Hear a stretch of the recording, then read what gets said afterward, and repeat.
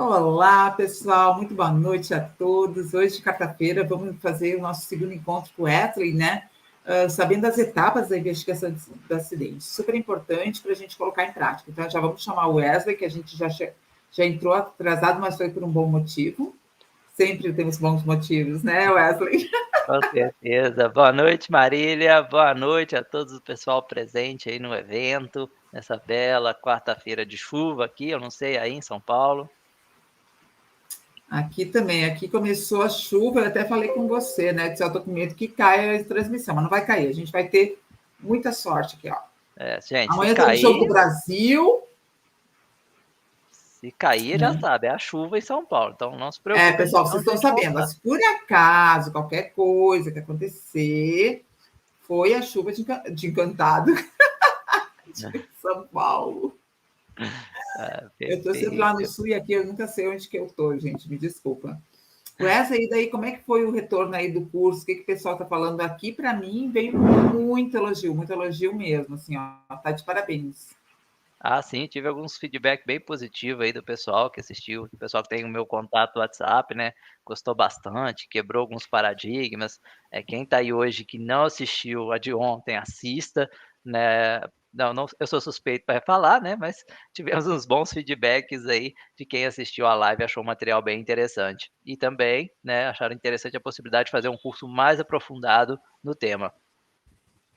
E ainda mais, né, Wesley, com esse super presente que você está dando aí, com esse desconto, né? Sim, 35% de desconto aí na Black Friday, né, o último curso do ano, depois no finalzinho o link está aqui na descrição também, mas no finalzinho passa um QR Code, né, com 35% de desconto Ótimo, nesse ótimo, curso. ótimo.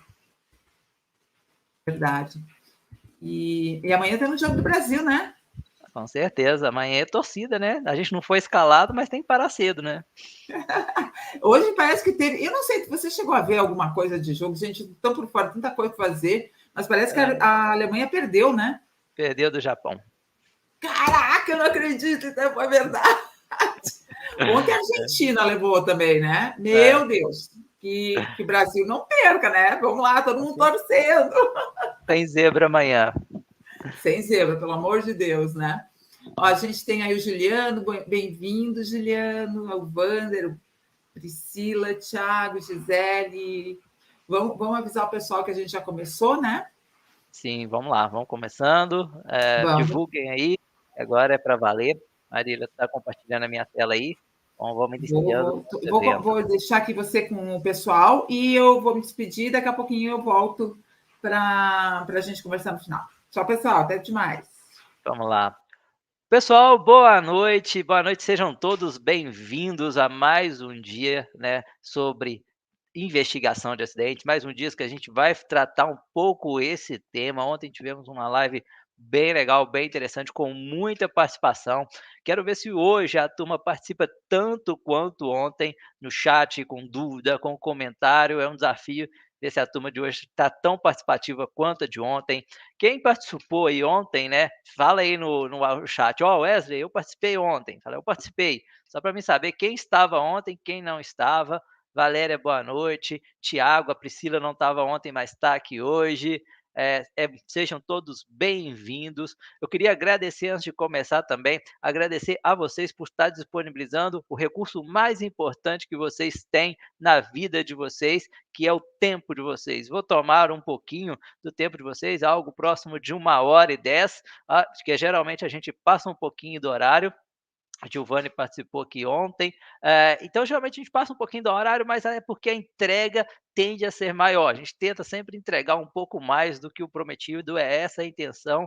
Então, espero que vocês gostem da live, gostem das informações que nós vamos passar.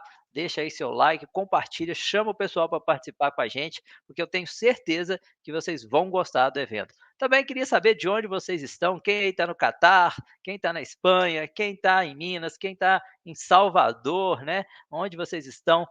Acredito que tenha gente aí, essa é a grande vantagem da internet, né? Que a gente pode acessar em qualquer lugar, e esse é o grande X da questão, né? A gente pode participar independente de onde a gente esteja. Então, por favor, diga aí onde vocês estão. Eu estou em Conselheiro Lafayette. Aqueles que não me conhecem, meu nome é Wesley Silva, né? Sou consultor especialista em segurança do trabalho. O Adriano está aqui em Lafayette, pertinho do lado, Priscila ali em São João. Vou falar hoje, então, sobre análise e investigação de acidentes, assim como ontem, mas hoje quais são as etapas essenciais, ou seja, o que não pode faltar no processo de investigação de acidente para que a gente consiga chegar realmente nas causas raízes, né, e consiga tratar os riscos de maneira adequada, evitando que esse evento se repita. Então vamos lá. Bom, é uma realização em parceria da Inove Consultoria, que é a minha empresa, com a RS Data, com o grande apoio da Marila, que ajuda a realizar essas lives, que faz tudo às escondidas para organizar. A gente só tem que chegar aqui e apresentar o material, o resto é tudo ela que faz. Revisão, né? Revisão, o que nós falamos na live de ontem, né? Nós falamos sobre um processo de introdução à investigação de acidentes, trazemos alguns conceitos básicos, principalmente do que era causa raiz, o que é acidente, o que é incidente, né? Falamos um pouquinho sobre os objetivos da investigação de acidentes, que não é achar um culpado, né? E sim identificar o que ocorreu para evitar que se repita. Trouxemos um pouco sobre fatos históricos, exemplo de Bhopal. Falamos um pouquinho sobre normas relacionadas ao processo de investigação de acidente, né? Falamos sobre a NR1 e outras normas aplicáveis. Se, né, a doença ou acidente de trabalho é indicador de falha no gerenciamento de riscos, e acredito que nós concordamos ontem que sim, né? E o grande X da questão, né? Se um sistema de gerenciamento de riscos deve aceitar ou não o erro humano, sabendo que o ser humano sempre vai cometer erros. Nós discutimos esse ponto e acredito que chegamos a um consenso que o sistema de gerenciamento de risco que não aceita um erro humano equivale-se a um castelo de cartas, né? Que vai se colapsar de uma maneira muito simples e muito fácil. Bom, mas hoje, né, o que nós vamos falar, né? Hoje nós vamos falar das 8 etapas essenciais de um processo de investigação de acidente. Quais são essas 8 etapas que nós temos que seguir para dar tudo certo? Entendendo o conceito de múltipla causalidade, onde a gente já começou a rascunhar esse tópico, mas hoje a gente vai aprofundar um pouco mais. Ferramentas para chegar à causa raiz, vou trazer aqui alguns exemplos, a gente não consegue aprofundar, algumas talvez vocês até conheçam, outras talvez não. Fatores humanos são realmente a principal causa de acidente de trabalho? Será que é fator humano a principal causa de acidente de trabalho? Talvez vocês tenham que chegar à própria conclusão de vocês. Lembrando que a ideia também não é só falar, mas também criar reflexões, criar questionamento e às vezes provocar vocês sobre o tema. E lembrando que eu estou aberto a críticas, sugestões, opiniões e se vocês quiserem discordar, fiquem à vontade, tá? Construindo um plano de ação, falar um pouco sobre plano de ação. O plano de ação do PGR versus plano de ação de investigação de acidentes. Será que tem alguma relação entre esses fatores? Quase acidente é um indicador proativo ou um indicador reativo? Será que eu ir lá na minha empresa, anotar mês a mês quantos quase acidentes nós tivermos? Um, dois, três. Isso é um indicador proativo ou reativo? Já aproveitando então, já que vocês já vi que a turma está animada no chat aí respondendo, já digam aí para mim, Oswaldo, Lilian, Fabiano, Oswaldo, Valéria, Gessiara, para você, né? Aquele controle de quase acidentes é um indicador proativo ou um indicador reativo? Depois a gente vai discutir e vai concluir esse fator. Mas eu queria saber, a maioria de vocês acha que é um indicador proativo ou um indicador reativo? Escreva aí no chat para mim qual é a opinião de vocês, o que vocês consideram na gestão de segurança do trabalho na tua organização. Proativo ou reativo? Simples assim. Bom, o nosso objetivo, como vocês, né, aqueles que me acompanham, sabem que todo treinamento, toda live, a gente tem um objetivo. Se não tem objetivo, não precisa fazer, não se justifica, tá? Então vamos falar sobre os nossos objetivos. Apresentar as etapas essenciais para uma investigação de acidente e fatores relacionados à causa.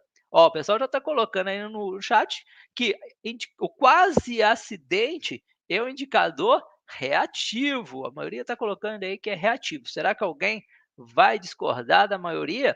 Vamos continuar aí para descobrir ao final. Bom, Qual é a primeira indicação de uma investigação de acidente que apresenta falhas? Você pega um formulário lá, vou pegar um formulário aqui de investigação de acidentes e vou analisar. Qual é a primeira indicação que esse formulário de investigação ou que essa investigação de acidentes, né, chegou a conclusões erradas ou que essa investigação de acidente apresenta falhas? Qual seria a primeira indicação que essa investigação, essa análise de acidentes, aquele documentozinho que a gente fez, tem uma falha? E aí é muito fácil, gente, é muito fácil. Você não precisa nem ler o formulário inteiro, você vai lá no finalzinho dele e se você vê lá escrito assim, quando quando está escrito o seguinte, só chegar lá no finalzinho, concluímos que a causa deste acidente foi, no singular. Concluímos que a causa desse acidente foi, no singular, como uma única causa, já existe uma indicação que essa análise de acidente provavelmente não está completa ou que tem alguma falha nessa gestão. Então, você já pega lá as investigações de acidentes que vocês realizaram e fala, poxa, Wes, eu cheguei numa lá que está lá assim, ó, concluí que a causa raiz é somente uma coisa.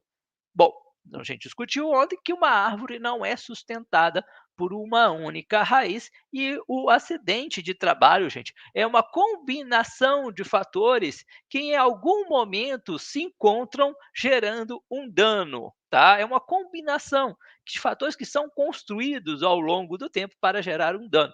Voltando ao exemplo de Bhopal, que eu falei com vocês ontem. Pega o documentário, entendam para você, foi uma sequência de falhas, de eventos que foram acontecendo, que quando se combinaram, geraram um evento catastrófico, tá?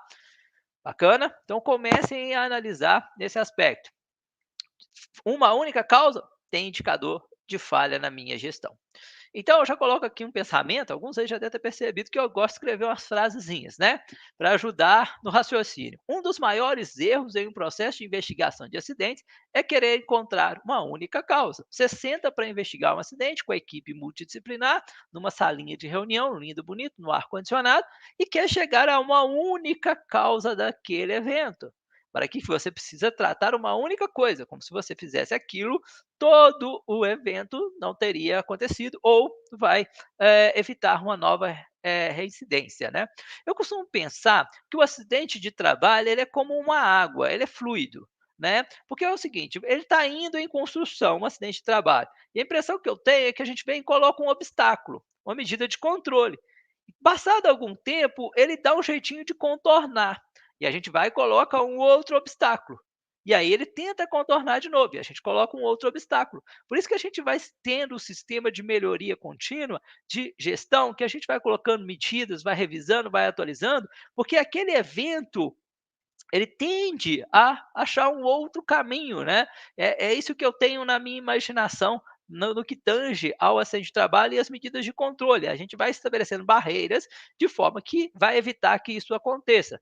Quantos acidentes será que a gente já evitou, né? Quantas barreiras será que a gente já aplicou? É um número que a gente não tem. Quantos acidentes já evitamos? Mas tenho certeza que já evitamos muito, porque eles estavam sendo em construção e você eliminou uma das causas, não que ele desapareceu completamente, mas você tratou uma das causas que fez com que ele retardasse ou que vai demorar mais para ele acontecer. Aplica outra medida, você vai tratando ele de forma que esse acidente não vá ocorrer.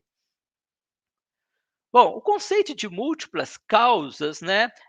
Esse cara aqui, o James, professor de psicologia na Universidade de Manchester, desenvolveu pesquisas sobre a questão de comportamento humano em um ambiente de risco, no caso, o ambiente de risco que é hospitalar.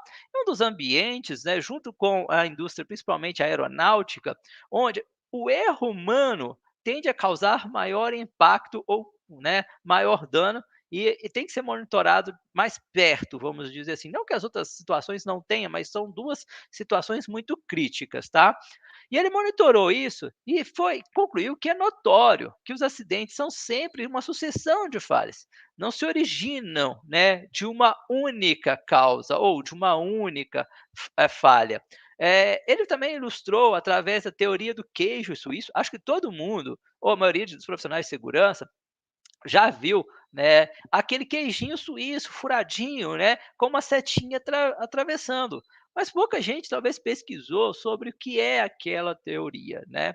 Diz que cada furinho daquele queijo, né, podemos considerar que são possíveis falhas. São as barreiras de proteção implementadas em vários níveis de gestão que podem ter ali algum problema, alguma deficiência, alguma falha. Nenhuma barreira de proteção é 100%, né, eficaz. Eu vou ter ali níveis de eficácia diferente. Por exemplo, eu penso num treinamento e numa proteção coletiva de uma máquina. Eu tenho aqui níveis de proteção diferentes e quantidades de furos diferentes, tá? E que quando esses furos se alinham, né? E aí é uma questão de tempo e espaço, de condições ideais, permitem que tenha a trajetória do acidente, que é o momento que se cruza todos os furos. Eu já vi acidentes, né, que que parece, né, faltava só a pessoa certa, né, tudo estava pronto para o acidente, o que precisava era contratar uma pessoa sem experiência na área, né, porque várias pessoas já tinham feito manutenção naquele local, mas todos com experiência. O dia que eu contratei um sem experiência, era só o único furo que faltava para alinhar e acontecer aquele evento, né, indesejado ou evento adverso. Então essa figurinha aqui, né, quem de vocês já viu essa figurinha do queijo suíço? Coloca aí no chat para mim, eu, né? Quem de vocês já viu essa teoriazinha do queijo suíço? Né? Análise, né, de causa básica do diagrama de queijo suíço. Onde eu tenho aqui ó, o acidente, que é quando a setinha percorre corretamente todos os furos. Eu tenho aqui ó, a primeiro queijinho, a primeira fatia, eu tenho aqui segurança do motorista. Então poderia ter sido treinamento, né? Ah, o trabalhador foi orientado, tem um procedimento que proíbe ele de utilizar o celular, ele tirou a CNH, tem o código de trânsito, né? Tem algumas informações que ele recebeu que ele não deveria usar o celular enquanto dirige. Mas acredito que quase todo mundo aqui, não posso generalizar, já usou o celular enquanto dirigia, mas não necessariamente bateu com o carro. Aumenta a probabilidade, mas não quer dizer que eu vou me acidentar. Mas é bem provável e o risco é muito grande e que não vale eu tomar essa decisão de usar o celular. Aí eu tenho a segurança da estrada. Bom, aquele dia, né, a estrada estava molhada, excesso de chuva, está chovendo lá em São Paulo, está chovendo aqui em Lafayette, então eu tenho trabalhador, né, mais a questão do ambiente que não está mais favorável, a pista não está seca. Sabemos que uma pista molhada, eu preciso do espaço maior para frenagem, porque o pneu já não adere da mesma maneira. Ok. Depois eu tenho a segurança do veículo. Bom, esse veículo estava com pneus gastos, o que estava performando até razoavelmente numa pista seca, mas agora a gente teve uma chuva. Essa pessoa tinha o carro, estava no período de seca, não preocupou, mas agora entrou o período de chuva e ele ainda não percebeu que o pneu está gasto. Além disso, era uma sexta-feira, né, véspera de jogo da seleção e o trânsito estava muito caótico.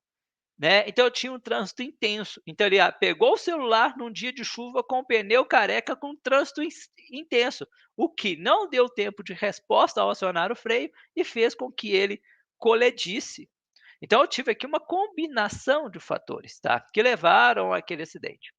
Um acidente pode ser definido como um processo iniciado por uma primeira perturbação, onde eu tenho então uma primeira perturbação em um cenário ou em um elemento de um sistema. E ele vai passando por uma cadeia de incidentes anteriores que evolui até um dano ao trabalhador. Então, o acidente ele tem uma história que inicia em algum momento que vai desencadear aquele evento indesejado. Então, isso aqui começa a entender, gente, o conceito de múltiplas causas, né? Ou múltipla causalidade. Espero que esteja ficando claro para vocês, né, que tenha fazendo lógica aí. E se estão gostando da live, convida o pessoal para vir participar. A gente está só no começo, ainda tem muito assunto para trazer. Bom, olha, eu tenho aqui, ainda nesse aspecto, eu tenho fatores que vêm da organização, fatores de gestão, que podem influenciar no acidente. Por exemplo, a compra de um equipamento errado, um fator de gestão, uma política de segurança fraca, são fatores organizacionais. Condições do ambiente de trabalho, um ambiente com baixa iluminação, né? A iluminação do ambiente não é adequada. Nós pegamos lá, se não me engano, a NHO 11, que trata de iluminação, e a iluminação deveria ser 500 lux e está 100 lux. É uma condição do ambiente onde o trabalhador tem uma fadiga maior. Ações individuais ou de equipe, né? Uma ação do trabalhador de colocar a mão sobre aquele equipamento. Por que ele colocou? Talvez porque ele não foi bem treinado, que é um fator da organização que não treina os seus trabalhadores, porque o ambiente tinha baixa iluminação, é porque ele estava sobrecarregado pelas demandas de trabalho, e ainda tem as defesas, né? Defesas inexistentes ou com defeito. Aquela proteção estava defeituosa. Tinha um sensor de intertravamento que traz lá na NR12, né? Quando a gente tem, né, uma máquina que precisa ser acessada com frequência, eu tenho que ter uma proteção móvel. E essa proteção móvel tem que ter sensores, né, que permitam a proteção do trabalhador nela em funcionamento. Por exemplo, que eu não consiga abrir, né, essa proteção, colocando a minha mão exposta a um risco, né, com ela acionada. Eu só consigo abrir aquela proteção com o equipamento desligado, desenergizado. Então, eu vou definir medidas de controle. Nesse caso, eu posso ter uma defesa inexistente ou defeituosa. E tudo isso combinado, nós temos um evento indesejado, que vai levar, infelizmente, a uma lesão ao trabalhador, tá? Vamos ver aqui a representação de uma causa raiz. Olha, tem uma árvore, a gente discutiu ontem, né, que o acidente é o quê? O que é o acidente ontem, quando a gente compara na analogia da árvore? O que era o acidente ontem, né, na hora que a gente discutiu o na árvore? Lembra que a gente conversou que era o fruto do pecado proibido, né? Que é só o que foi alimentado pela raiz. Então, eu tenho aqui o efeito, que é o acidente, o evento adverso, né? Que é só o fruto que nós colhemos por uma má gestão. Adriano lembrou bem, o fruto proibido, né? É que é aquele elemento da nossa má gestão, o fruto que a gente está colhendo de uma baixa gestão de risco ou de uma falha na gestão de riscos. Eu vou ter causas imediatas, vamos pensar isso como galho que sustenta. Por exemplo, aquela ação do trabalhador que antecede o evento, né, de retirar a proteção ou de colocar a sua mão.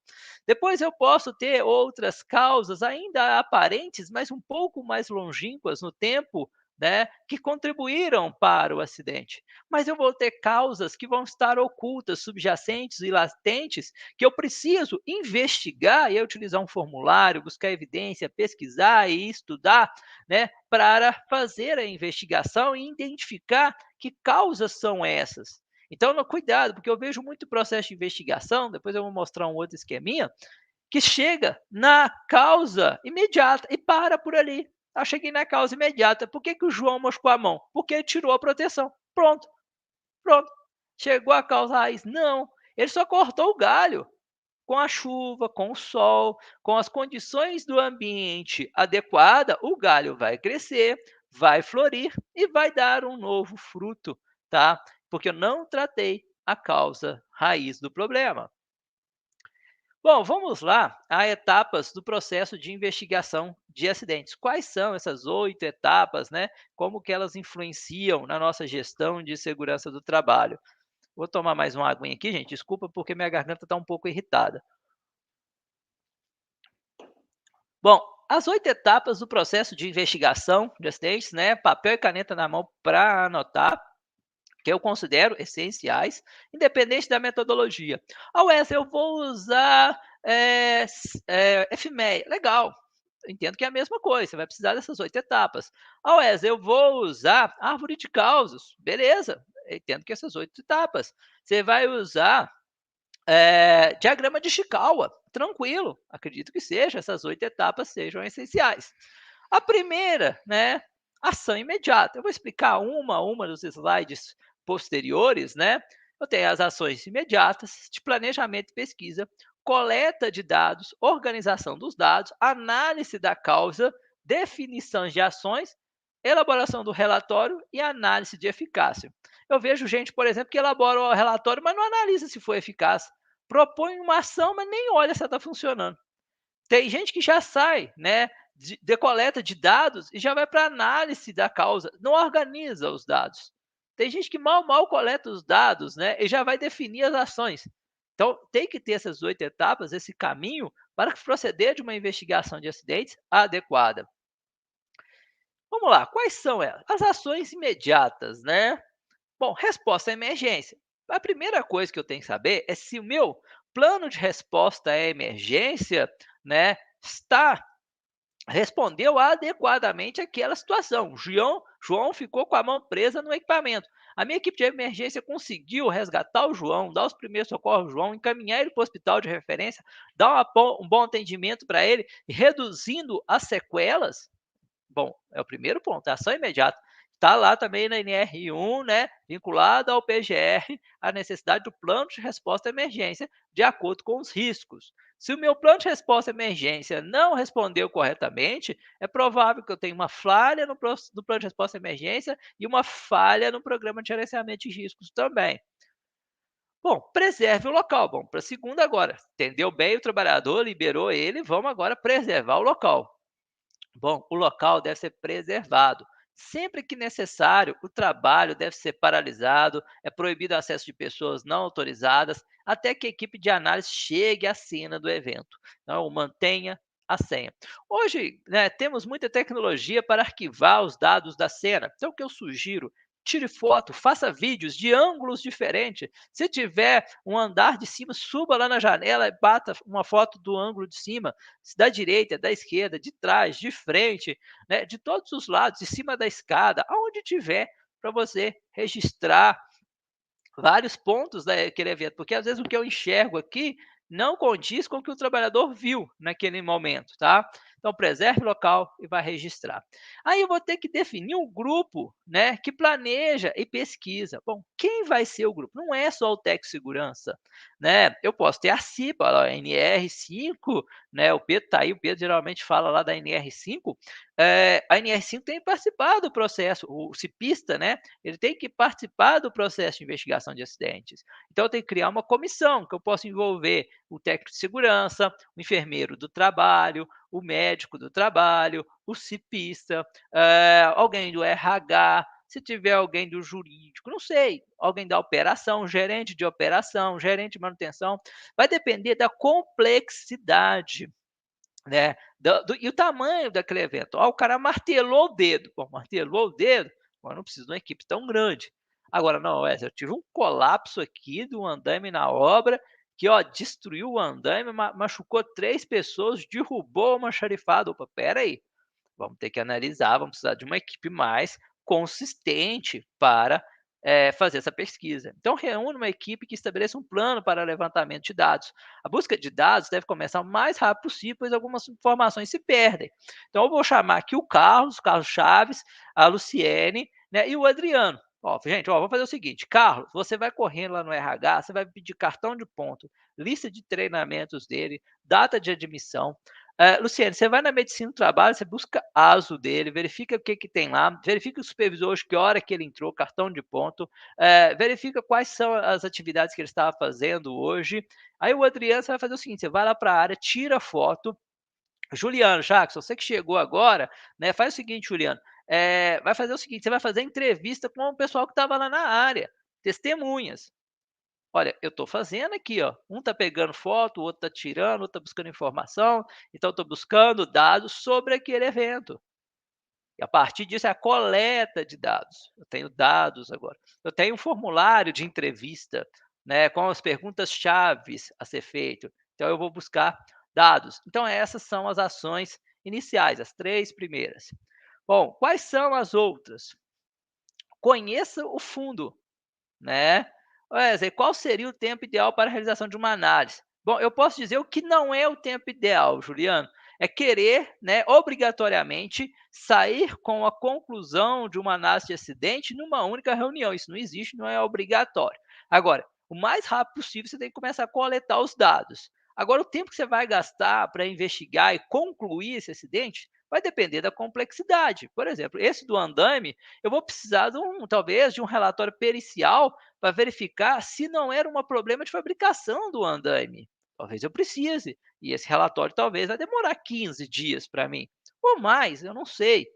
né? Então, martelada no dedo, não, esse aí faz simples, talvez eu consiga concluir no mesmo dia. Então, não existe uma regra. Agora, a regra é: comece a buscar os dados o mais rápido possível para não se perder ao longo do tempo. Prazo para conclusão não existe. Não confunda, acho que o pessoal confunde, né? Prazo para emissão da CAT com o prazo de investigação de acidente. Comunicação de acidente de trabalho é uma coisa, análise do acidente de trabalho, a sua conclusão é outra. Você já começa a análise quando você começou a coletar dados. Você já começou.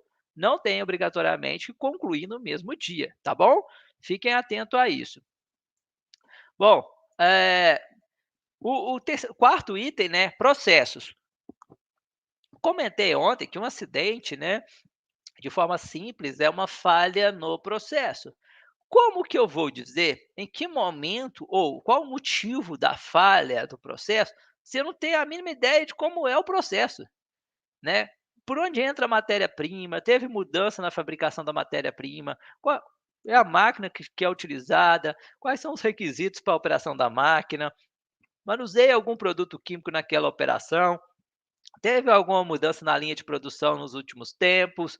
Então, como que eu vou dizer que momento deu a falha se eu não conheço o processo? Por exemplo, o andaime é o padrão ou foi trocada a marca do andaime? Aquele andaime está no processo de montagem correto, mas como é que monta o andaime correto para dizer que estava errado? Então, o que tem que entender é esse processo. Como deve ser feita a ancoragem desse andaime? E assim vai para outros fatores, para outros equipamentos, para máquinas. Eu tenho que conhecer o processo para poder dizer em que momento se deu a falha do processo. Depois, trabalhe em grupo, sempre em grupo na investigação de acidentes, né? Eu posso chamar os responsáveis pelo setor, a liderança, operadores, SESMIT, CIPA, até a própria norma, né, vai trazer lá, né, que o profissional de segurança deve, se não me engano, acompanhar, né, realizar ou acompanhar, usa um termo algo assim, né? Então eu tenho que considerar toda a participação de várias pessoas da equipe multidisciplinar. Se o SESMIT não conhece da operação, eu não posso dizer que eu vou conseguir chegar à causa raiz. Eu preciso de um operador, de um encarregado, de um líder de produção, tá? Renata trouxe aqui, ó, Renata Martins. Wesley, trabalhei em uma empresa que, antes de iniciar a investigação do evento, demitiu tanto o acidentado quanto a testemunha. Essa atitude gera algum problema? Eu não vou entrar no mérito legal, mas vamos pensar no mérito prevencionista, né? Porque o mérito legal a gente tem que analisar como essa situação aconteceu, né? E aí tem várias nuances nesse aspecto. Mas vamos na investigação do acidente, que ela não tem o objetivo de achar culpado. Então, mesmo que fosse pós-investigação de acidente, a investigação de acidente não pode ser a conclusão para demitir ou não o trabalhador. Né? Não é essa a ideia de uma investigação de acidente, não é esse o objetivo. O objetivo é identificar as causas raízes desse problema. Demitiu o cara, demitiu o encarregado. Resolveu o problema? Não, você não mudou a operação. A falha está na operação, não está nas pessoas, tá? A análise do ambiente. Bom, eu tenho que analisar o ambiente, como está. Eu conversar com as pessoas é a melhor coisa do mundo, né? Perguntar às pessoas. Mas não é conversar, gente, tipo interrogatório. Né? Não é tipo interrogatório, a pessoa chega na sala, está o gerente, o diretor, o técnico de segurança, o engenheiro, o médico de trabalho, o enfermeiro, o cipista, o encarregado dele, e ele tem que dar o depoimento dele do que aconteceu. Se ponha no lugar desse trabalhador. Né? Se fosse você, numa sala que você nunca ninguém te chamou para tomar um café, você chega lá com 6 pessoas te esperando para perguntar o que aconteceu. Se você não vai se sentir acuado, né? Então tem que tomar um cuidado nesse aspecto. Aí você fala assim: "O trabalhador está mentindo", mas até eu mentiria de tanto medo que eu vou estar, né? Eu não vou conseguir nem raciocinar bem para poder dar as respostas, né? Então tem que ter uma conversa franca, aberta.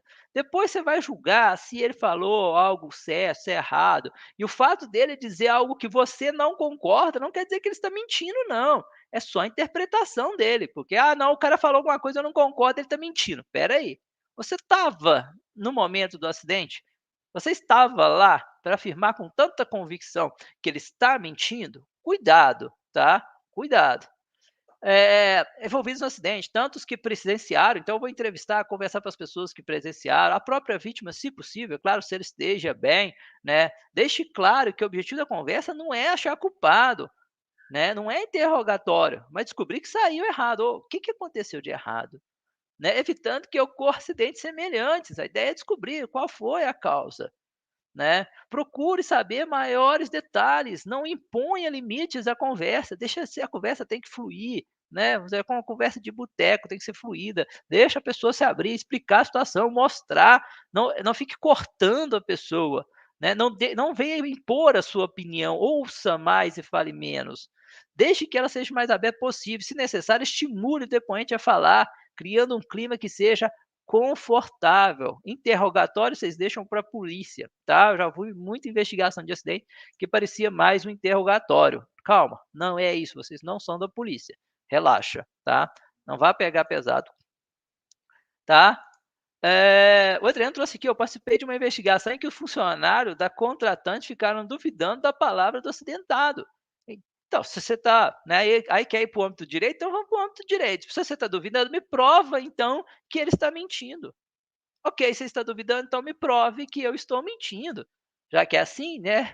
Já quer pensar no âmbito do direito, me prove, me mostre em que momento eu menti, né? Quais são os fatos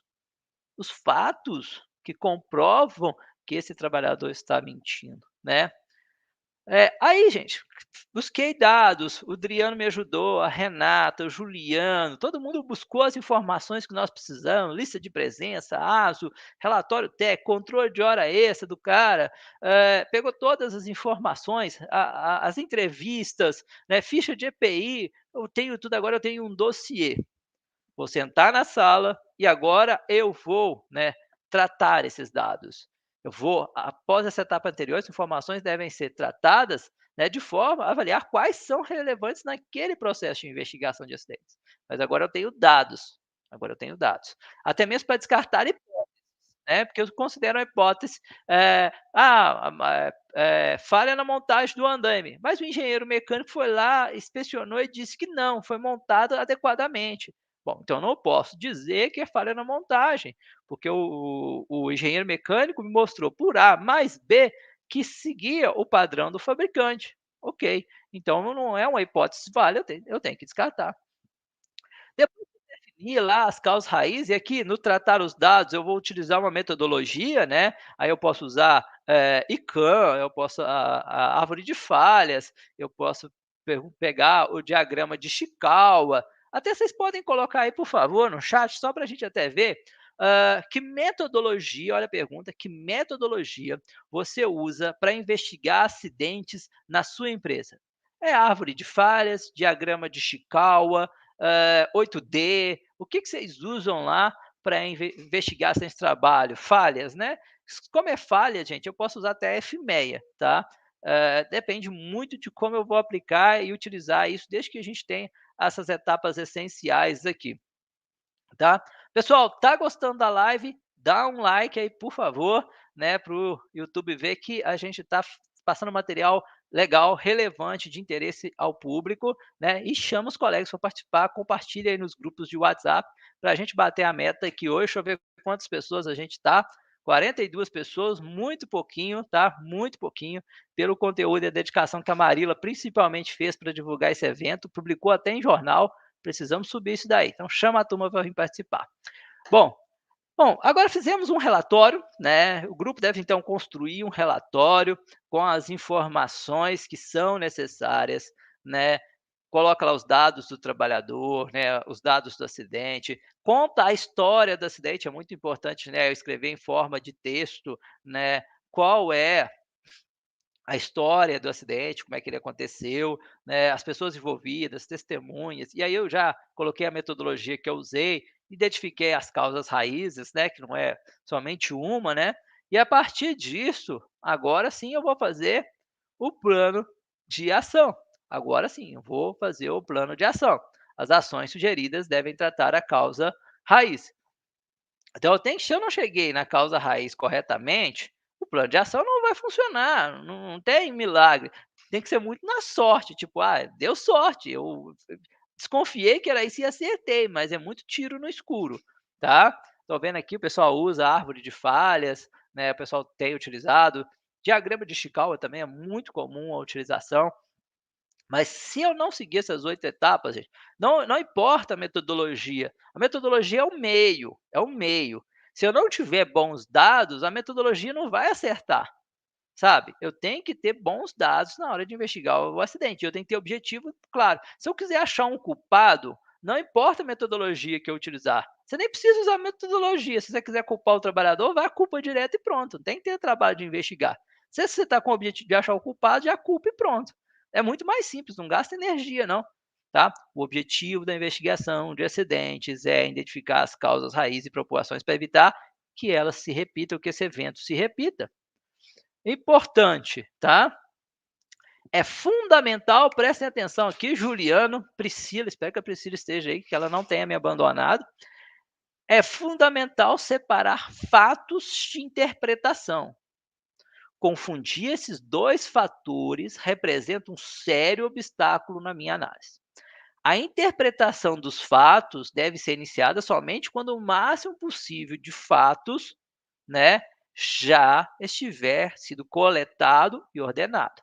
Caso contrário, será influenciado pelo ponto de vista do observador. Gente, vou dar um exemplo aqui, tá? O trabalhador, ele diz que a iluminação do local está inadequada ou iluminação insuficiente.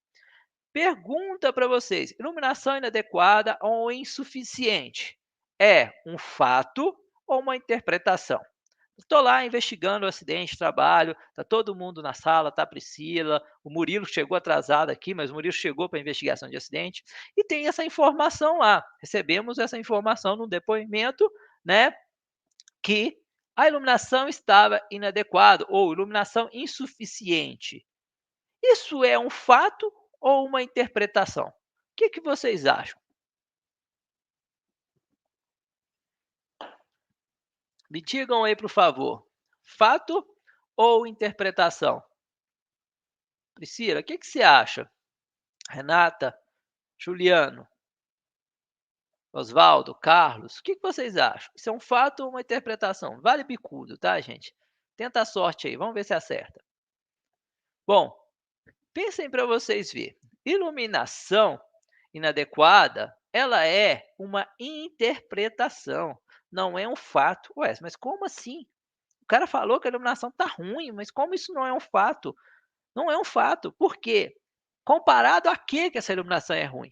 Por exemplo, vamos lá, pega a NH11, né, e vai falar que naquele ambiente precisava de uma iluminação de 300 lux, ok? 300 lux. Poxa, mas 300 lux é o que eu precisava. Quanto tem? Eu tenho que medir. Aí eu medi, deu 200 lux. A iluminação é insuficiente? Sim. Então, agora não é mais uma interpretação, e sim um fato, porque eu medi. Se eu não medir, não é fato. Beleza, o José trouxe aqui, sem medição não tem como afirmar. Legal, é isso que vocês têm que tratar. Ah, ele estava com excesso de velocidade. Tá, mas como assim excesso de velocidade? Ah, não, eu vi ele passando muito rápido. Peraí. Por acaso você tem um radar no olho que detecta a velocidade do veículo? Aí, quando eu tenho um veículo, eu tenho um tacógrafo, eu tenho um radar, eu tenho um monitoramento, né? Eu tenho um GPS, um rastreador, sei lá, algo que vai me evidenciar que ele estava com excesso de velocidade. Beleza? Então, separem o que é fato do que é interpretação. Não esqueça do objetivo de investigação. Eu estou falando isso a live inteira, né? O objetivo da investigação de acidentes não é encontrar culpados, né? Olha aqui a balança da justiça, né? Não é essa a função de vocês, né? Mas evitar que ocorra novamente. Para isso, evite apontar falhas humanas. Se você estiver procurando culpados, né? Seus dados podem ser sim tendenciosos, tá? Bom, aspectos, né, humanos envolvidos em um acidente de trabalho, tá? Bom, eu vou trazer, tem vários pontos que a gente pode discutir aqui nesses fatores, né? Mas eu gosto muito dessa imagem. Essa imagem, assim, ela é excelente para descrever, porque eu não sei quais são os fatores, né, pessoal de insegurança ou os fatores, né, que mexem com a cabeça do nosso trabalhador quando ele executa a atividade. Tem gente que consegue separar melhor os problemas de casa do ambiente de trabalho, tem gente que não consegue. Tem gente que consegue lidar com pressão diferente do outro. Cada trabalhador, né, tem a sua mente e ela se movimenta, vamos dizer assim, ela sofre interferência de maneira diferente. Então, quando a gente fala, né, de fator pessoal, é a causa relativa ao comportamento humano, que pode sim levar à ocorrência de um acidente, aliás, de uma ocorrência de um acidente ou uma prática do chamado ato inseguro, que até não concordo muito com esse ponto de ato inseguro. Em uma investigação de acidente, só para elucidar, em uma investigação de acidente de trabalho, precisamos pensar que fatores humanos, né, ou os fatores humanos, como os que induzem o ser humano ao erro durante a sua interação com máquinas e equipamentos. Gente, o que, que vai agir na cabeça de um ser humano, lembrando que nós todos somos seres humanos, né, que vai fazer com que a gente cometa um erro durante a nossa interação com máquinas e equipamentos. Vou dar um exemplo aqui. O que pode mexer com a sua mente, né, o Murilo, enquanto você está dirigindo o seu carro? Cristina, quando você está dirigindo o seu carro, o que, que pode mexer com a sua mente, né? Isso, de forma resumida, são fatores humanos, né, que induzem a gente a um erro. Ato inseguro ou ato abaixo do padrão, né, a gente sempre tratou, né, muita gente, né, mas geralmente sempre se tratou com um ato inseguro. No meu ponto de vista, gente, o ato inseguro não é uma boa definição a ser aplicada, tá? Eu já vi alguns artigos, algumas lives, né, que disseram até mesmo que foi um erro de tradução na época, tá? Eu não me aprofundei nessa questão histórica aqui, mas eu entendo que o conceito mais adequado seria ato abaixo do padrão, né. Particularmente, entendo que, na atualidade, o conceito de ato inseguro, né, não é mais uma boa opção, pois isso leva ao entendimento que tudo no sistema de gestão estava correto. O local estava tudo certinho, bem iluminado, bem ventilado, piso adequado, nivelado. O mobiliário atendia todos os aspectos ergonômicos, o layout era o melhor possível, os equipamentos estavam todos em conformidade com as normas, os treinamentos são sempre bons, são os melhores treinamentos, procedimento está sempre adequado e atualizado, a liderança em segurança ela é top, o processo funciona perfeitamente, existem auditorias periódicas em segurança do trabalho, a gestão é bem eficiente e o trabalhador teve a intenção de se acidentar ou ação consciente de expor ao-se ao risco. Ele cometeu um ato inseguro, ele teve uma intenção consciente de se expor ao risco, considerando que tudo estava certo, né, estava tudo perfeito, e aí ele simplesmente, não, agora eu acho que eu vou colocar minha mão, vou arrancar aquela proteção que está igual, adequada a NR12, e vou colocar a minha mão. É mais ou menos isso. Seja por um motivo qualquer, não interessa o motivo, distração, cansaço, fadiga, não interessa. Mas dá essa sensação que tudo está perfeito e se ele estiver cansado, ele comete um ato inseguro. Lembra da pirâmide que eu mostrei ontem, né? O trabalhador carregando um monte de falha no sistema de gestão, e aí, sobrecarregado, ele não pode errar, porque se ele errar, o sistema de gestão colapsa. Né? Agindo por um descuido ou uma falha de atenção, ou até mesmo uma negligência, né? E levando a ele a um acidente. Será que isso aqui é um ato abaixo do padrão? Primeiro, para ser um ato abaixo do padrão, tem que ser um padrão pré-estabelecido. Vamos lá, tem um procedimento para a utilização dessa batedeira? Né? Essa menina foi treinada no procedimento para a utilização da batedeira?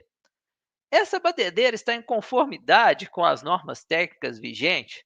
Existe uma liderança que orientou esse operador na operação desse equipamento? Existe um processo de auditoria? Então, se eu der uma resposta como negativa para todas as anteriores, considerando que não existe um padrão, essa pessoa não foi treinada no padrão, será, provocando reflexão, será que eu posso dizer que essa menina cometeu um ato abaixo do padrão? Acredito eu que talvez não seja possível, porque se não tem um padrão pré-estabelecido e ela não foi treinada ou orientada, logo ela não cometeu um ato abaixo do padrão.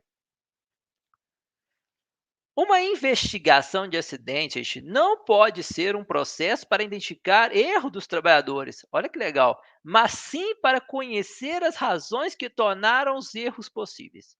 O processo de investigação não deve ser algo para encontrar os erros dos trabalhadores, mas para conhecer as razões que fizeram com que os erros fossem possíveis. Por que que essa menina conseguiu fazer isso com a batedeira? Espera aí, será que a batedeira estava no local inadequado? Será que essa batedeira não deveria estar ali? Será que faltou orientação? Será que o pai e a mãe dessa menina explicou para ela que uma batedeira era perigosa? Será que realmente precisava ter essa batedeira aí, considerando que nem cozinha em casa, né? Eu trago alguns questionamentos, porque falar que a menina cometeu um erro, ok, mas por que ela aconteceu? Por que que a gente permitiu que ela usasse a batedeira, né? O Juliano trouxe aqui, né, não devendo dizer ato inadequado, não sei, Juliano, inadequado comparado a quê, né? Então, o ato abaixo do padrão, é meu ponto de vista, tá, gente? É porque eu tenho um padrão pré-estabelecido, né? Mas eu tenho que ter uma forma adequada de agir, padronizada, tá? O fato de se estabelecer como causa as falhas humanas, não, a causa foi distração do trabalhador, ok. E aí geralmente vai sair o quê? Uma ação focada nas pessoas, né? Por exemplo, são geralmente consideradas decorrentes de fatores individuais e diz respeito às normas e procedimentos, fruto de uma decisão consciente dos trabalhadores. Leva geralmente a medidas que se resumem à punição e treinamento.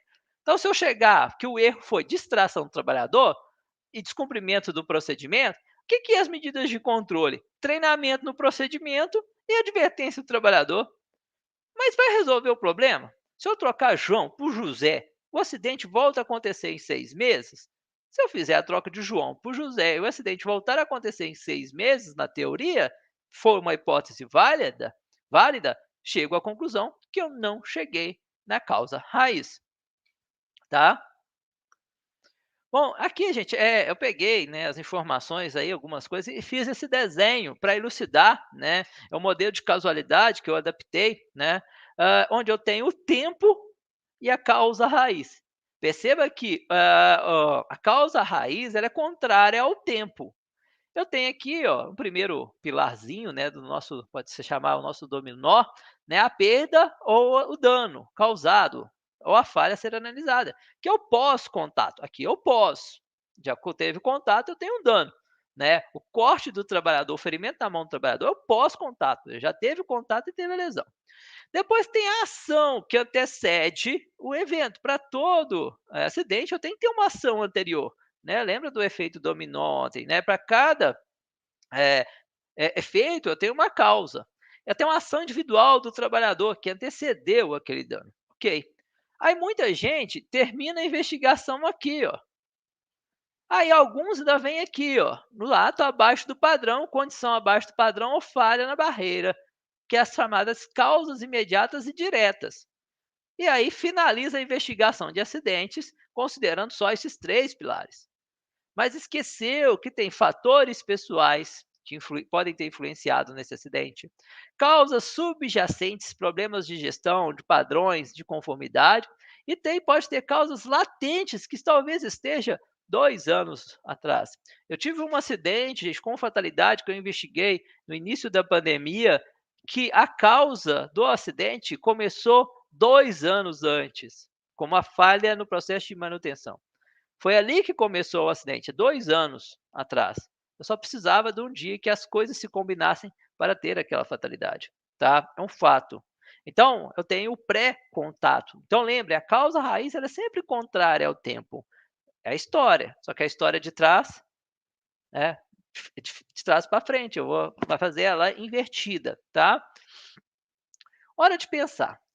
E aí, gente, eu vou deixar vocês concluírem, né, esse pensamento aí. Depois que a gente assistiu a live, nesse aspecto, a gente não terminou ainda, tá, gente? Hã, quero que vocês pensem e reflitam. Será que os fatores humanos são realmente o principal causas de acidente de trabalho? Ou seria um conjunto de fatores que levam ao acidente do trabalho? O que que vocês acham, né, depois que eu, né, passei essa parte dessas ideias aqui, esse material, esse conteúdo ontem e hoje, qual conclusão que vocês, atualmente, né, coloquem aí no chat, chegam? que os fatores humanos são realmente a principal causa dos acidentes, ou seja, a culpa é sempre da pessoa, né? Ou, ou seria um conjunto de fatores que levam ao acidente. Qual a opinião de vocês? O RSC aqui colocou, ó, acho que é um conjunto de fatores. A Carla também trouxe, ó, eu acho que é um conjunto de fatores. Cristina, ó, conjunto de fatores. Eu vou concordar com vocês, tá? Conjunto de fatores. Eu tentei mostrar e evidenciar que é um conjunto de fatores que levam a um acidente de trabalho. A Priscila também trouxe aqui.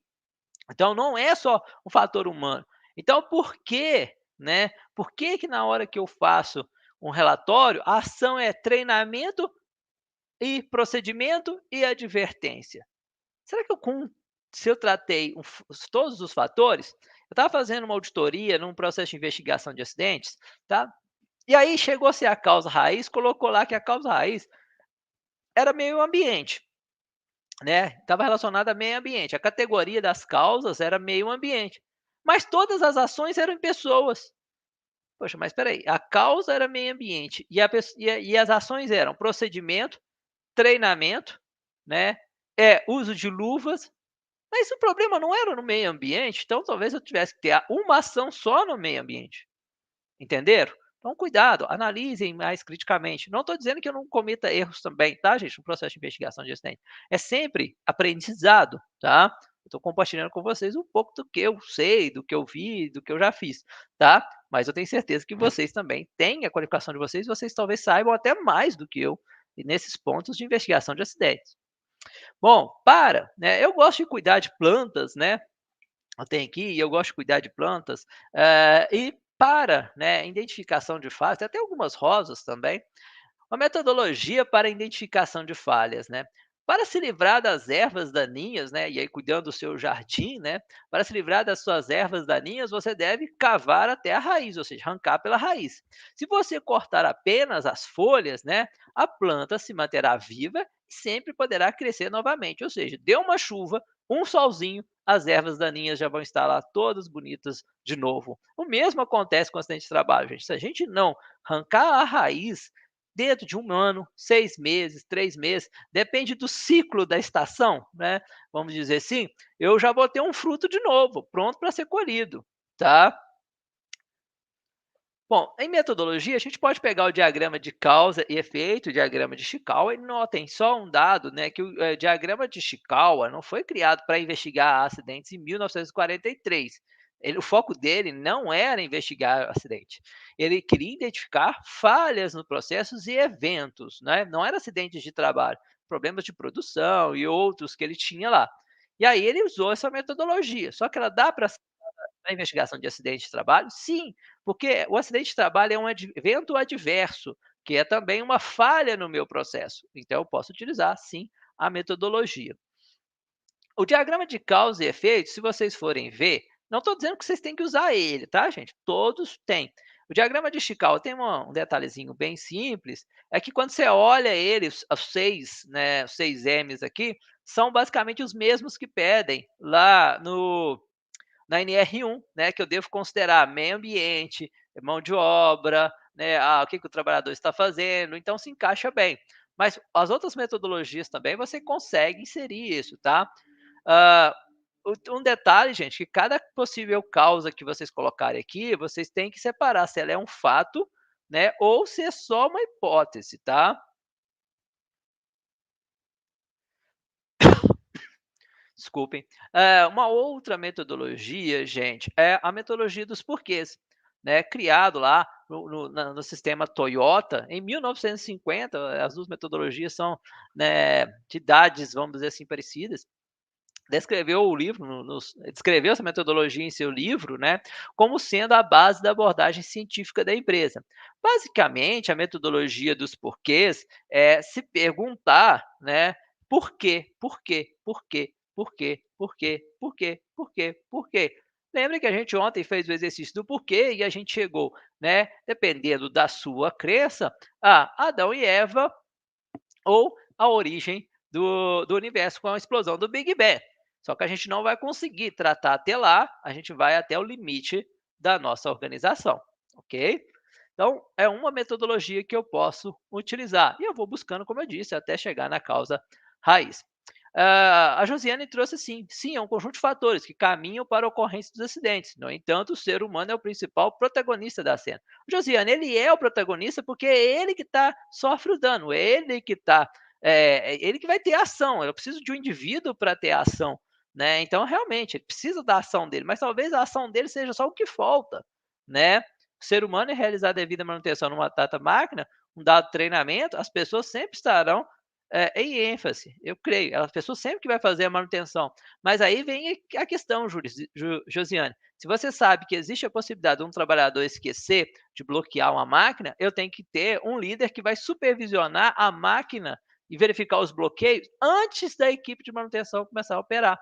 Porque eu já sei que é possível que o trabalhador esqueça de bloquear. Então, eu tenho que criar um procedimento que eu só consiga, né, fazer a manutenção com a máquina desligada, e aí que entra a questão da NR12, após uma inspeção da liderança, após uma conferência, então eu crio outros mecanismos para registrar isso, tá? Mas bacana. A metodologia de árvore de causas de acidente também, eu acho, assim, é que eu tenho mais dificuldade na aplicação da. Tá, eu acho ela um pouco mais complexa. Depois que você domina, né, tudo bem, vai ficar mais fácil, mas para introduzir, para começar, eu acho que é uma das mais complicadas, tá? Nada impede de você utilizar. A diferença ela com 6 M's também, né, do diagrama de Chicago, é que aqui eu vou trabalhar indivíduo, material, tarefa e meio ambiente. Se você observar, também vai considerar os aspectos pensados lá na NR1, tá? Mas é uma excelente ferramenta. As primeiras são mais difíceis de fazer, mas depois que domina, vai bem. Então, aqui um esquemazinho da árvore de causas, né, de acidente. Se eu não me engano, essa metodologia ela é originada da França. Se eu não estou enganado, ela é originada da França, tá? Bom, eu tenho o método ICAM, né, análise e investigação de acidentes e incidentes. Tem a metodologia 8D, utilizada em operações. Pode utilizar o FMEA. Existe o Bowtie, né, que também pode ser utilizado. Ou seja, e tem outras metodologias, tá, gente? Não é o intuito do nosso treinamento aqui discutir, aprofundar nas metodologias, mas mostrar que elas existem e eu posso pesquisar e ver que melhor se aplica a minha organização, tá? Plano de ação, né? Plano de ação pós-investigação de acidentes, né? Vamos entender o seguinte, isso nem está no slide. Vamos lá. Eu tenho um acidente de trabalho e eu concluí que um acidente de trabalho é uma falha na minha gestão de risco. Se eu tenho um acidente de trabalho e está previsto em R1, eu tenho que revisar o inventário de risco para ver se as medidas de controle estão adequadas e se os riscos foram previstos corretamente. Está lá na NR1, tá? A gente teve acidente de trabalho ou doença do trabalho, eu vou lá no meu PGR ver o que aconteceu, porque entendemos que é uma falha na gestão de risco. Aí eu vou colocar um plano de ação. Eu tenho o plano de ação do relatório de análise de acidente, e esse plano de ação, dependendo das ações, elas vão para o plano de ação do PGR. E quando essas ações forem executadas, porque tem um item lá no inventário de risco que fala que eu tenho que descrever as ações implementadas, essa ação tem que ir para o inventário de risco. Então vamos lá, teve um acidente, eu defini que deve ser instalado um sensor de presença, um sensor no caminhão báscula. Legal, para evitar o risco de tombamento. Eu tenho que ir lá no inventário de risco do operador de caminhão báscula, no risco tombamento, e ir no campo medidas de controle implementada e colocar lá, né? Instalado sensor de báscula erguida em todos os caminhões. E aí, automaticamente, eu reviso o risco tombamento, reduzindo o risco se essa ação for considerada eficaz. Então, existe uma relação direta entre investigação de acidentes, inventário de riscos e planos de ação do PGR, tá? Pontos de atenção, eu posso ter um plano de ação, né? Quais medidas de controle de risco deveriam ser implementadas em um curto prazo? Às vezes eu tenho que implementar alguma coisa em curto prazo, porque, como eu costumo dizer, eu não tenho proteção coletiva que brota da terra. Não brota proteção coletiva da terra. Eu tenho que fazer projeto, contratar um engenheiro, né? Comprar o material, montar a proteção no local e não brota da terra. Mas eu tenho que ter ações ali para curto prazo para executar. Quais as avaliações de risco de procedimentos de trabalho precisam ser revisados e atualizados? O que precisa ser revisado? Que tem alguma coisa errada ali, o acidente aconteceu por uma falha. Que falha que é? O que eu preciso revisar? Tá? Eu posso pensar em medidas preventivas, medidas de mitigação e medida corretiva. Tá? O que é uma medida preventiva? É aquela antes do evento, tá? Aquilo que eu vou fazer antes de o evento ocorrer. Aí é prevenção, né? Eu, no PGR, eu antecipei o risco, identifiquei lá o perigo, antecipei e coloquei uma medida preventiva antes do caminhão tombar. Isso é prevenção. Mitigação, posso dizer que é ações que concentram em corrigir ali a causa imediata. Ah, a causa imediata é a ausência de uma proteção. Você vai lá e coloca a proteção, mas você mitigou, você não corrigiu o problema. Porque você tem que entender por que aquela máquina estava sem proteção. É só ela que está sem proteção? Né? Ações corretivas são as ações para resolver as causas e assim evitar a sua repetição. Ou seja, como que eu vou propor alguma ação para evitar que aquele evento se repita, né? O Carlos Chaves me trouxe aqui que confirmou que a minha hipótese, validou a minha hipótese, né? Que a metodologia de árvore, né, de causas é uma metodologia francesa. Então eu tenho ação, por exemplo, preventiva de antecipação do risco, mitigação resolve o problema e a corretiva resolve a causa. Então, nós temos que procurar resolver não o problema, mas a causa.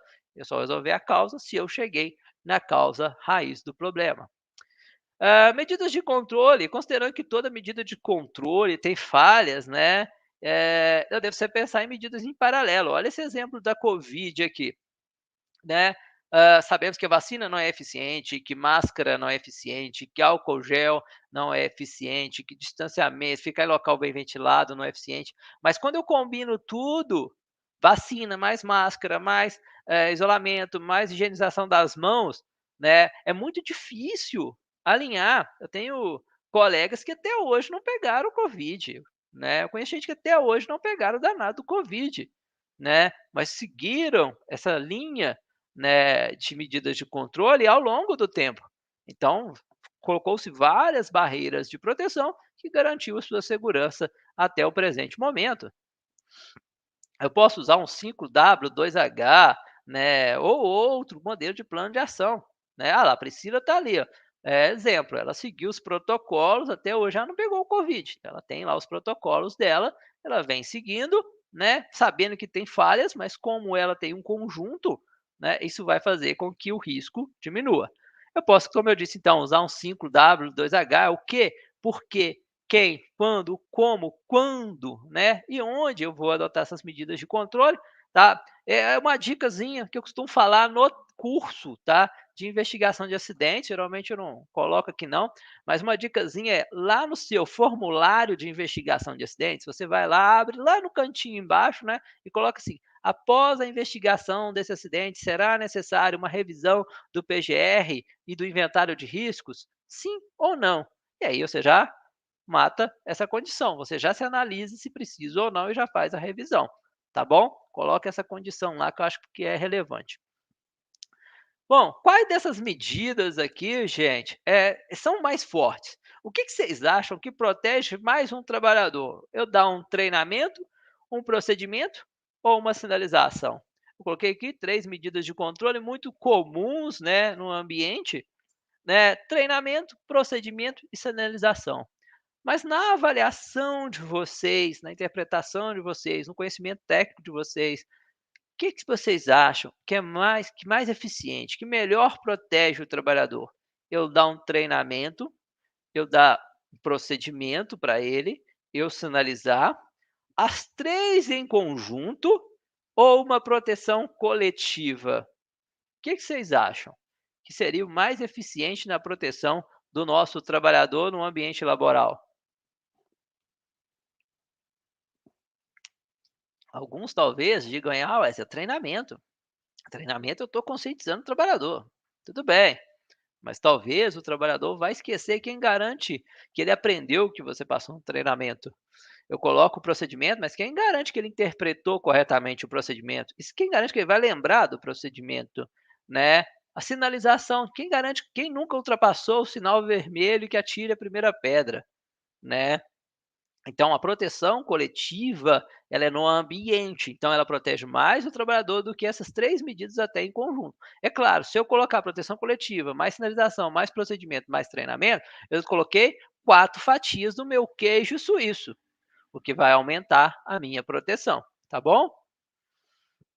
E para a gente finalizar, né, o último tópico aqui, prometido, né, passando um pouquinho do horário, mas já também prometi que seria de passar um pouquinho do horário, né, indicadores reativos, né? O que são indicadores reativos, na verdade? São aqueles que medem ou demonstram resultado após danos ou sinistro, onde, embora sejam analisados após a ocorrência, ajuda a tomada de ações retroalimentando o sistema e evitando reincidência.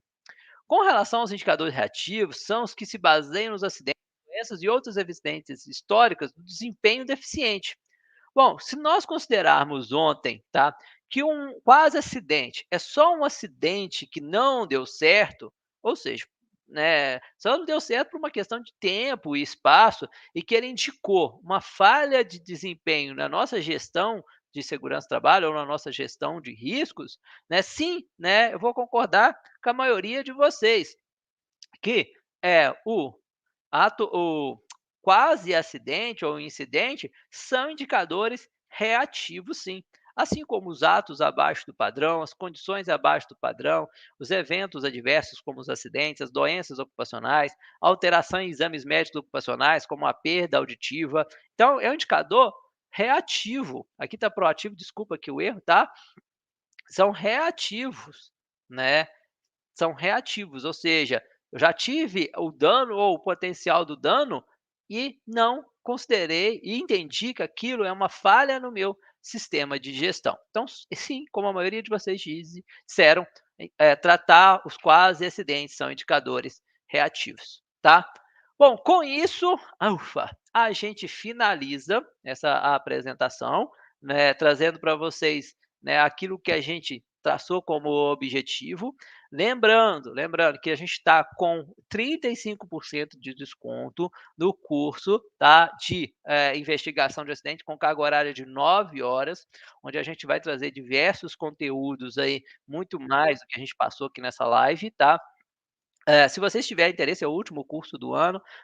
Aqui no vídeo, né, na descrição, tá o link, é só clicar. Lá tem conteúdo programático, carga horária, as datas, formas de pagamento, consegue parcelar no cartão até 4 vezes. As vagas são limitadas, que a gente não trabalha com turma grande, tá, gente? O curso é ao vivo, com essa mesma interação que a gente tem aqui no canal. A diferença é que vocês vão estar com o microfone aberto para fazer perguntas e questionamentos, tá? E a gente vai tratando os mesmos tópicos, é claro, com muito mais aprofundamento, tá? Emissão de certificado, tem material bônus, tem artigos, tem formulário para investigação de acidentes, várias informações lá que vão ser úteis no processo de investigação de acidentes de vocês, tá bom? As inscrições vão até dia 28, tá? Então, até dia 28, quem conseguir fazer a inscrição, ótimo. Quem não conseguiu, fica para o ano que vem. E aí tem que esperar a próxima Black Friday só em novembro, quando a gente vai conseguir ter um descontinho de novo, tá?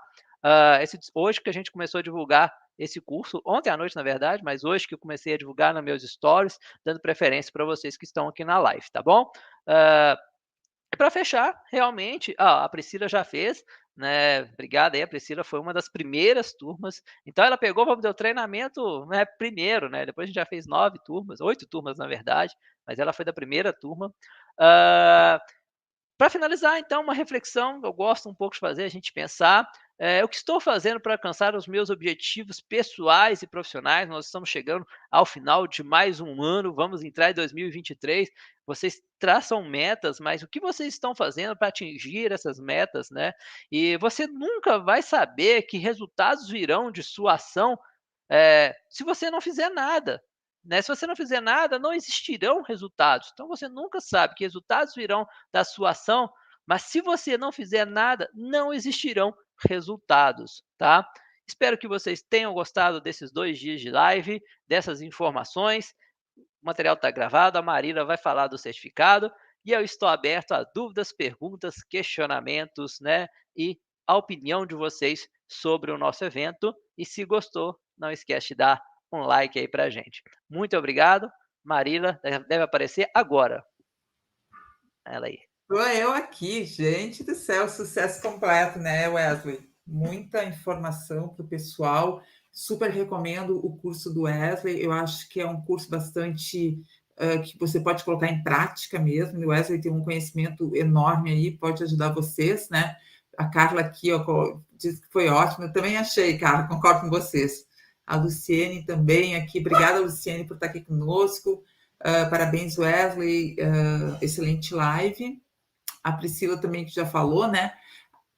Que já fez e que é excelente. Então, pessoal, vamos lá fazer. Gente, estou em casa a minha cachorrinha, me desculpem.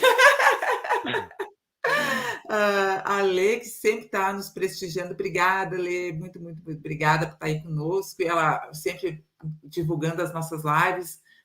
O Wesley, assim, é sensacional mesmo. Obrigada a todos, que também, além de todos que eu estou aqui falando, né, Wesley, e a todos os outros que estão conosco, né? O Carlos, Sim. obrigado por todo o conhecimento partilhado. Verdade, Wesley é muito bom mesmo. Aliás, todo o pessoal passa aqui, né? Um dia eu espero que todos estejam aqui passando, deixando um pouquinho de seu conhecimento para o mercado, né? Que é super importante. O Oswaldo também, obrigado, Oswaldo Pereira. Pessoal, se vocês quiserem deixar alguma pergunta para o Wesley, vão colocando aqui também no comentário, que daí ele vai respondendo, né? Vamos lá, gente. Se tiver alguma pergunta, aproveita aí. Eu peço desculpa, gente, porque assim, eu estou sozinha no marketing da Resdata, então, com essa questão Black Friday, marketing, live, não sei o quê, eu realmente não consegui subir o curso do Wesley, eu vou fazer no final de semana, então, a partir de segunda, já vai estar lá para vocês emitirem o certificado de vocês, tá? A gente vai deixar, vou ver com o Wesley quanto tempo ele permite a gente ficar com o curso aberto lá, e vocês vão fazendo.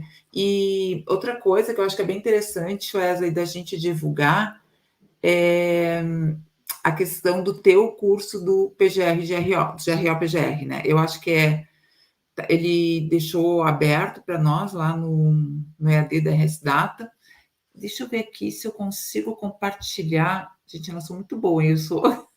É verdade, tem lá, tá, gente? Aí vocês podem acessar e vocês já vão ter 2 certificados aí, né? Que é o do curso do que a gente fez, o gerenciamento de riscos, né? Que é uma live que a gente está aí com mais de 3.000 visualizações aí já no YouTube. É esse aqui, ó, pessoal. Vocês estão vendo aqui assim, nessa plataforma que a gente vai estar. Até estou vendo que ela está com o logo errado. Desculpa. Ai, meu Deus, que horror! Mas a gente vai organizar. Então, aqui assim, nessa plataforma, tá? Eu coloquei aqui assim nos comentários. A partir de segunda-feira, vocês já podem emitir o certificado de vocês. Para quem fez a inscrição, eu também vou mandar um e-mail, né? Com todos o passo a passo, com o videozinho também, para vocês poderem pegar o certificado de vocês. Wesley, olha só quanto feedback bacana, Wesley. Que bom, né? Ó, a Muita coisa Renata aqui mesmo. Martins, o Oswaldo Gonçalves Pereira, a Priscila também, né? O Com José falou excelente que já fez o curso conhecimento. de PGR comigo aqui, gostou. Isso aí. O José Roberto, ó, também já participou do seu curso, Wesley.